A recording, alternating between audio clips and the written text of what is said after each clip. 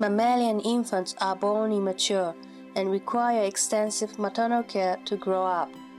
Mothers give milk, groom the infants, and protect them from danger.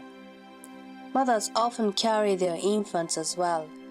As seen with this lion cub, the carried young are known to adopt a compact posture with their hind legs drawn up. Carrying a baby for humans is a common soothing measure. Surprisingly, however, the calming effect of baby carrying has not been proven scientifically. In our study, we examined infant responses to maternal carrying in 12 babies less than 6 months of age. During the experiment, the heartbeats of the baby were recorded using an electrocardiogram. The mother were then asked to alternate holding the baby while sitting on a chair and carrying the baby while walking for about 30 seconds each. The graph showed the heart rate of the baby during the task. The lower the heart rate, the more relaxed the baby.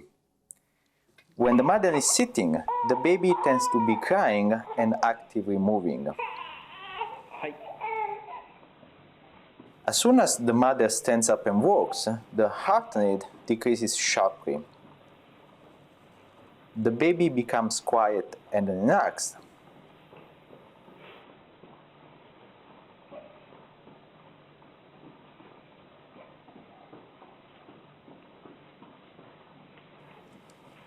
When the mother sits again, the heart rate goes up and the baby starts crying and kicking. Our data suggests that babies are more relaxed during carrying than holding, both behaviorally and physiologically. Next, we asked if most pups show similar calming responses to maternal carrying as human babies. By the second postnatal weeks, most pups are blind and depend on maternal carrying for transport. We found that pups calm down when they are picked up by the mother or by our fingers, mimicking maternal oral carrying. Moreover, like human babies, most pups cry in ultrasounds.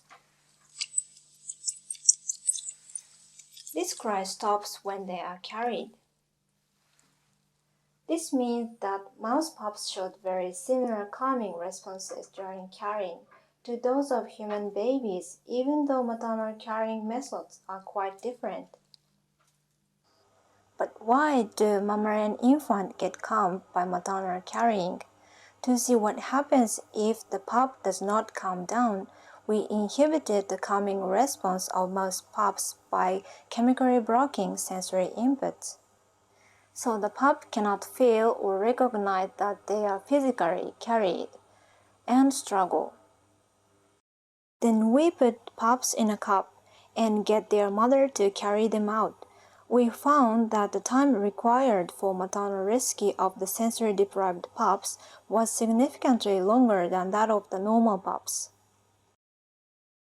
This means the calming response does function to help the mother and facilitate the maternal carrying. Such cooperation of infant and mother during carrying should be important in the wild, such as emergent escape of the mother-infant dyad from a predator, which would be ultimately beneficial for infant survival. This study shows that baby carrying is a good soothing measure for a cry caused by mild irritations like a vaccination or frightening noise. On the other hand, the robust calming effect was limited to the actual period of maternal carrying, so the baby may resume crying when he is put back in a bed. But now we know that this is a normal response. Such scientific understanding could provide evidence for improving childcare and help parents to better predict the infant behavior and thus reducing frustration of parenthood. This study also shows that the parent-infant relationship is made up of a mutual cooperation by parents and infants.